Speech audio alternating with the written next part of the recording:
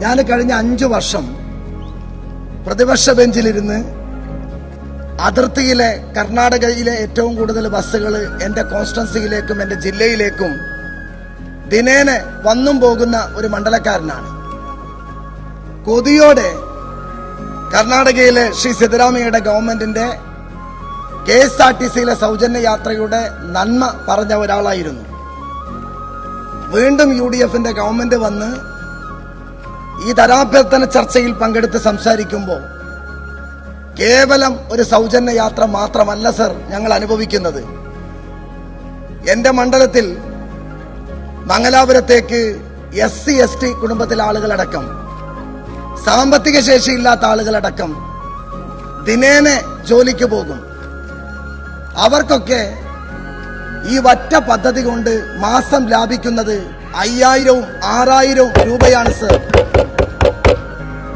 മംഗലാപുരത്ത് വിദ്യാഭ്യാസ സ്ഥാപനങ്ങൾ പഠിക്കുന്ന വിദ്യാർത്ഥിനികൾക്ക് രാവിലെ എണീറ്റ് രാത്രി കിടക്കുമ്പോൾ അമ്മയും ഉമ്മയും നാളെ മോൾക്ക് 100 രൂപ ടിക്കറ്റിന് എങ്ങനെ കണ്ടെത്തുമെന്ന് ടെൻഷൻ അടിക്കുന്നവർക്ക് പുഞ്ചിരിയുടെയും സന്തോഷത്തിന്റെയും നാളുകൾ സമ്മാനിച്ച പദ്ധതിയാണ് സർ പ്രിയദർശിനി പദ്ധതി.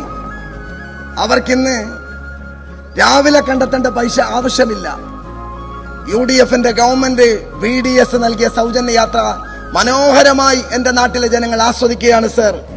അവരുടെ പ്രാർത്ഥന ബഹുമാന്യനായ മുഖ്യമന്ത്രിക്കും ഈ ഗവൺമെന്റും എപ്പോഴും ഉണ്ടാകുമെന്ന് പറയാൻ ആഗ്രഹിക്കുകയാണ് സർ.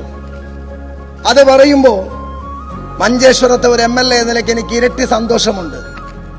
ഈ രാജ്യത്ത് BJPക്കെതിരെ നെഞ്ചു പിരിച്ച് ഭരിക്കുന്ന ഒരു സംസ്ഥാനമാണ് കർണാടകയിലെ കോൺഗ്രസിന്റെ ഗവൺമെന്റ്.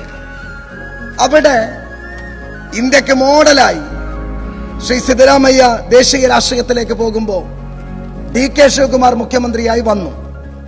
ശ്രീ VD സതീശൻ കേരളത്തിൽ മുഖ്യമന്ത്രിയാകുന്ന അതേ അവസരത്തിലാണ് ശ്രീ DK ശിവകുമാർ മുഖ്യമന്ത്രിയാകുന്നത്. അദ്ദേഹം ഒരു പ്രഖ്യാപനം നടത്തി.